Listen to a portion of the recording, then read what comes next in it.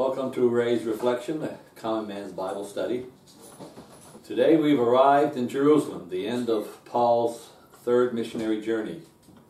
And this is going to create a real problem because he's been told now by different prophets that when he goes to Jerusalem, terrible things are going to happen to him. But he went anyway. And he's going to be here, he's going to be bound. And he's going to end up, eventually, he's going to end up in Rome. And therefore, we have to consider this. Paul realizes what's going to happen to him in Jerusalem. What he doesn't know is he doesn't know how it's going to happen. This portion of Scripture, what we're going to deal with, etc., has been maligned terribly by a number of people. People have taken two sides.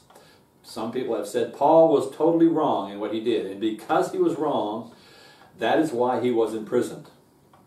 And God, in other words, God punished him, and therefore he reaped literally what he sowed. Others will say, no, this is correct. I am of the school that this was the correct thing to do. You have to remember that we are in a transitional period, and therefore the concepts of Judaism and the concepts of Christianity are running close together. And there is a period of time in which God allows a transfer to occur. And if we understand the Scriptures correctly, that transfer occurred over a period of 60 years, from 30 AD to 90 AD. And after that, it is over, according to 1 Corinthians chapter 13, when that which is perfect has come. And that's referring to the Scriptures. That which is in part is done away with, and therefore this transitional period is done away with. The other thing we have to consider today is what is the difference between religion and culture.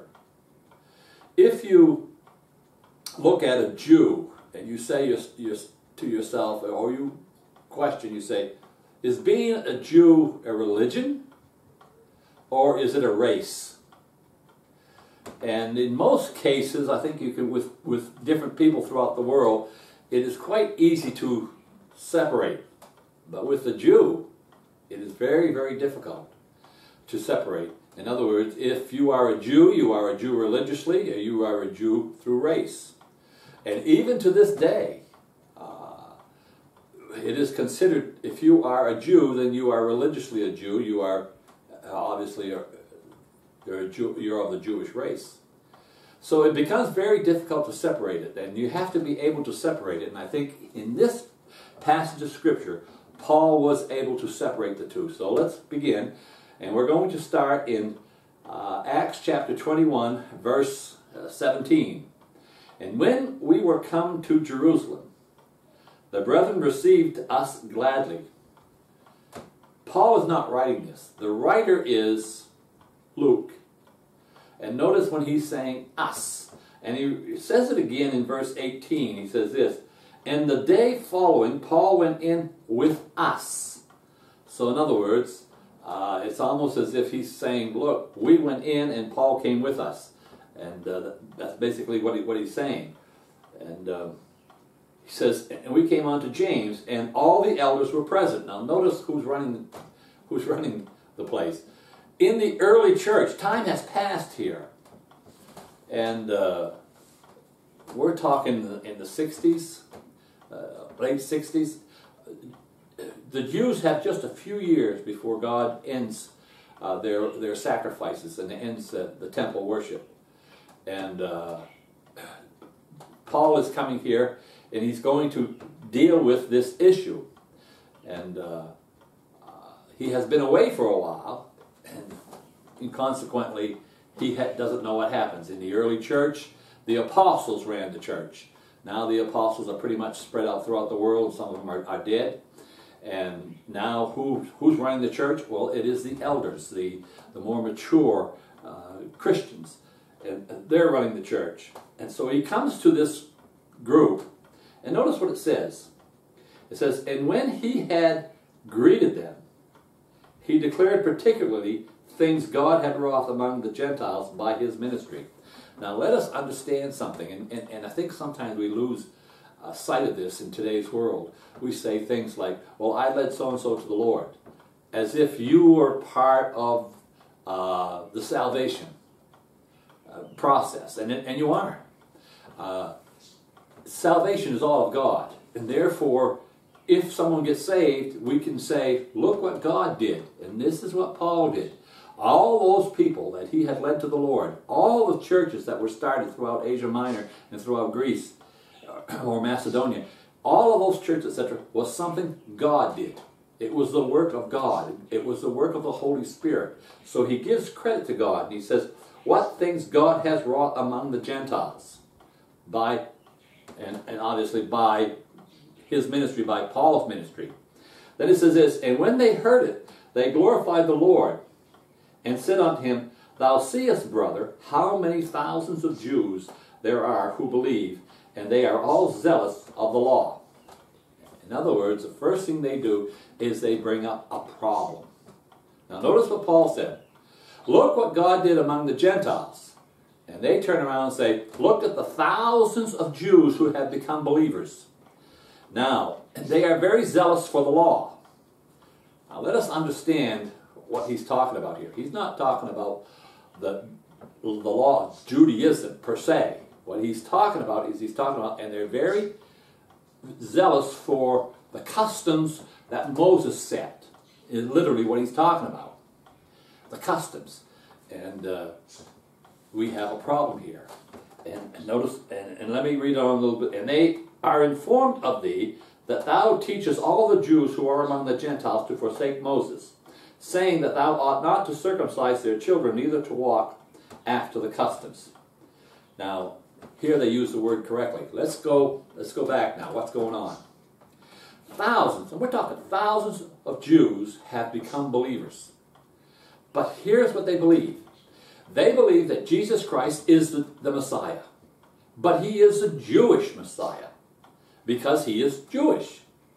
And therefore, if he is a Jewish Messiah, then the benefits that he brings are for the Jews. And if any Gentile wants to receive those benefits, then that Gentile has to become a Jew. And the way he becomes a Jew is he becomes circumcised, which was a Jewish custom. It wasn't necessarily a religious custom. It was a Jewish custom. Now what you're looking at is you are looking at Judaizers. You're looking at people who believe that Jesus Christ saves you by grace, etc., but you have to live by law.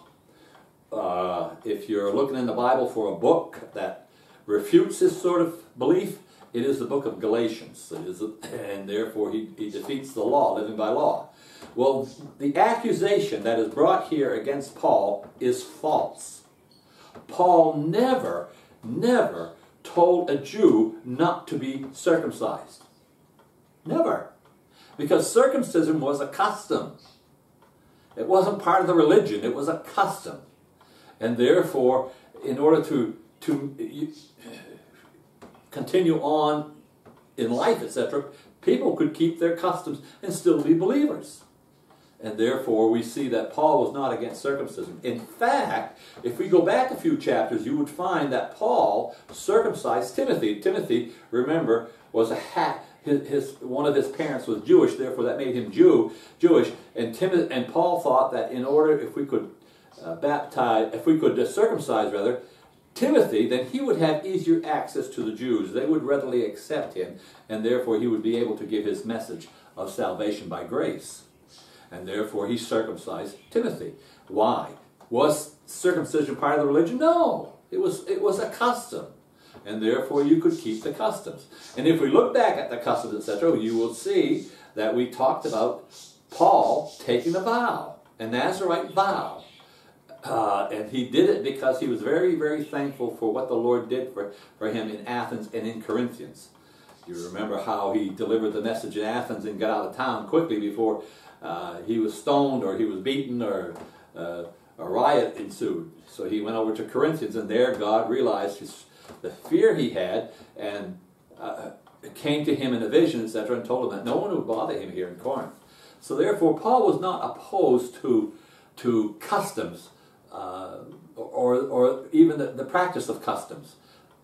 as long as it didn't affect religion. Now we see this even in today's world. I remember as a child, when I was growing up, a teenager, and in my early years, etc., I was a Catholic, and things we would do, for example, on a Friday we wouldn't eat meat. So now that I'm a born-again Christian and I'm no longer Catholic, etc., if Friday comes and I choose not to eat meat, not to eat fish rather, is that all right? And the answer is sure it is. It was a custom of where I lived. And if I went back to my home, etc., and on Friday, etc., they did not serve meat, they served fish, that would be all right. There would be nothing wrong with that. I could sit down at the meal of fish and eat it up on a Friday, etc., and it'd be great. It was just a custom. And in our home, that custom was so well ingrained, etc., that I don't even think we realized it was connected with the Jews. It was just every Friday we had fish. That was just the way it was. You know, on certain days we had certain meals, and that was just the way it was. My mother had this routine, and that's how it worked. And therefore we weren't thinking of anything. I don't remember thinking of anything really religious about it. It was just every Friday. That's what we had. So Paul is doing the same thing. Now these people were upset. Paul never told the Jews that they were not to keep their customs. Never. But he did tell the Gentiles that they did not have to keep the law of Moses. They did not have to become circumcised in order to be saved. He clearly said that. And therefore they're getting it confused. And obviously when you have thousands of people, etc., and they're passing word of mouth, etc., it's like gossip, right? It never returns to you the way it left you. If you make a statement, etc., and as it passes from mouth to mouth to mouth to mouth to mouth, and it passes and it comes back to you, etc., it doesn't even sound close to what it used to be, or really it truly was. And it says this, what is to be done? In other words, what are we to do here? That these Jews are caught up with the law. And there is no problem with that. There is no problem with the Jews saying that if you're Jewish, you're going to be circumcised. That's just plain old custom. But it is a great problem if you tell the Gentiles that they have to be circumcised. So they ask the question, what are we to do? Well, first of all, you need to get the facts right. That's the first thing you need to do. Paul never told the Gentiles, the Jews rather, that they were not to keep the law of Moses. That was custom. But he did tell the Jews they didn't have to. They did tell the Gentiles that they didn't have to. And then you go to verse 22, it says, what is it therefore? In other words, what is to be done is really what that means.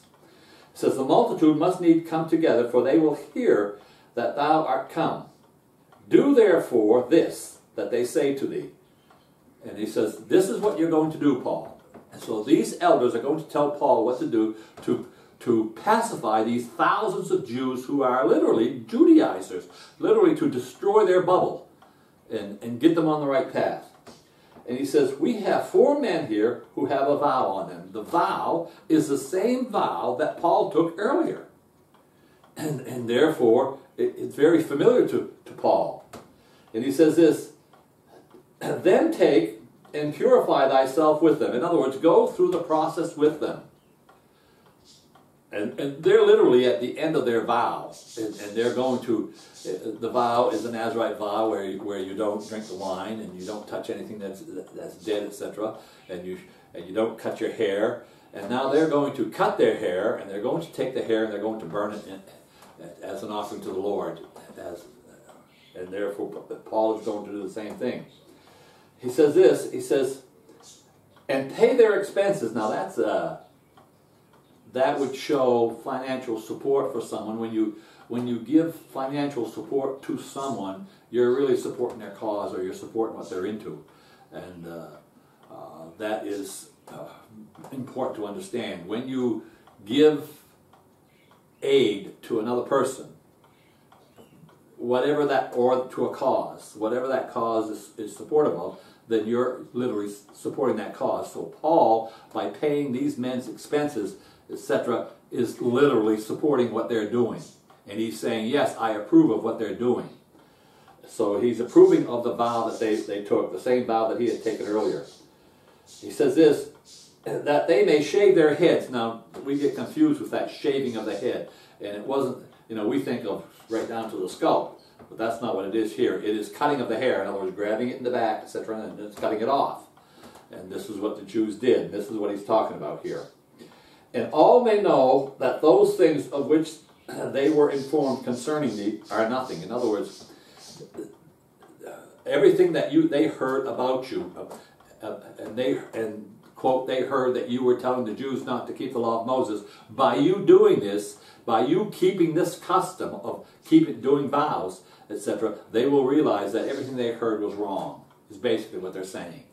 And so Paul is going to quelch their Judaizing mentality.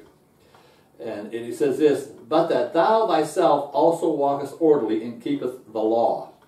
And what he's talking about here is the law. He's saying keeping the ceremonies. Paul did keep the ceremonies. And when he was on his third missionary journey, he was heading back to Jerusalem. What was his target date? His target date was Pentecost, which was a feast. And he was coming back to Jerusalem to keep the feast of Pentecost. Was he keeping it religiously? Was he keeping it for salvation? And this we have to separate. Now, when we come to religions that are based on works, it's like the persons have this concept that when they get to heaven, their good works will be put on one side of the scale, and their evil works will be put on the other side of the scale, and hopefully the good works will outweigh the bad works, and God will let them into heaven. In order to fudge this, they keep ceremonies, and they keep holy days, and they do certain things to add to that pile. And therefore, if that is the case for which you are keeping ceremonies, that is totally, totally, totally wrong. But if you are keeping the ceremony just like you would keep a celebration of any kind, then by all means, keep the ceremony. And therefore, this is what he's doing here. He's saying this, that you're keeping the ceremonies of Moses.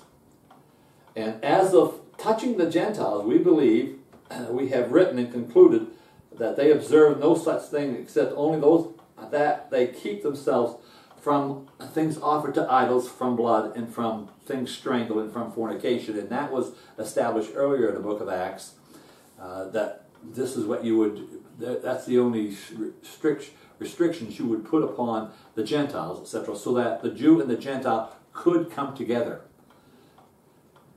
Then Paul took them in, and the next day purified himself. In other words, he did this with them, entering into the temple. Now, to signify the accomplishment of the days of purification, until an offering should be offered for every one of them. Now, that little statement here, he entered into the temple. Now, let us understand something. This is going to cause an uproar.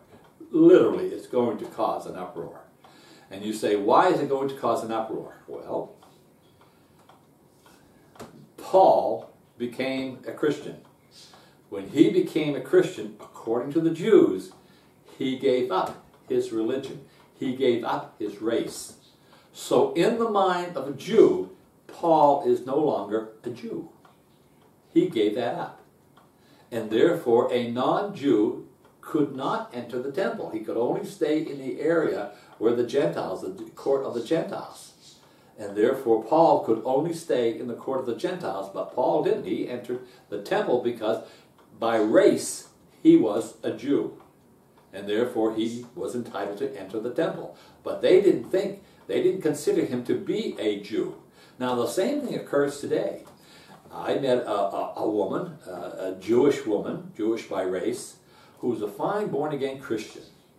And she had been for almost 20 years now. And when she became a Christian, her family considered her to have died.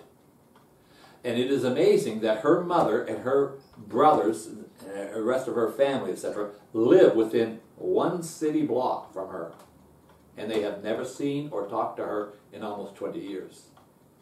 Because in their mind, she's no longer Jewish, And to go one step further, she is dead.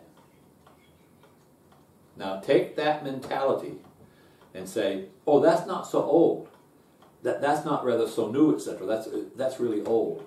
And back in Paul's day, when Paul became a Christian, he became something worse than a beggar, worse than a leper. He was ousted, and ousted from the temple. He had no right to enter the temple, because he was, as far as they were concerned, he was no longer Jewish. Because to them, being Jewish was not just a race, it was a religion. And to Paul, being Jewish was a race. And therefore he could keep the ceremonies and the custom of a Jew without keeping the religion of the Jew. And this we have to understand. So now Paul is going to enter. He says, and when the 7 days were almost ended, the Jews who were of Asia, when they saw him in the temple, stirred up all the people and laid hands on him. Now, they were a little upset, etc. And they made a few statements, and we're going to take these statements and we're going to take them apart next week so we can understand it. It says, here's what they were doing. They were crying out, men of Israel, help. This is a man that teaches all men, now notice the error, all men everywhere against the people and the law.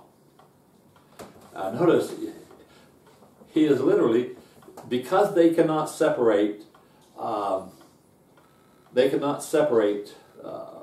religion from the race, then if you speak against the religion, you're speaking against the race. And if you speak against the race, you're speaking against the religion. So when Paul tells the Gentiles that they don't have to keep the law of Moses, as far as they are concerned, he is speaking against the Jew. He is speaking not only against their custom, but he's speaking against their religion. And now they're going to be upset, etc. And we're going to spend the rest of Paul, because the rest of a great portion of what is left in the book of Acts is literally Paul's defense. We've got a couple of chapters here of Paul's defense of why he went into the temple.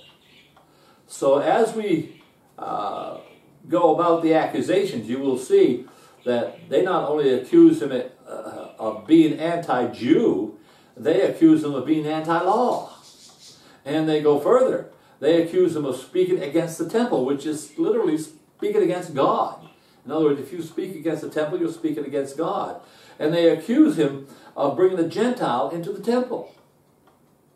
And they will accuse him of defiling the temple. In other words, here is a non-Jewish person in the temple. Now remember, he's non-Jewish because he has given up his religion, therefore he's given up being a Jew. So these two things go hand in hand.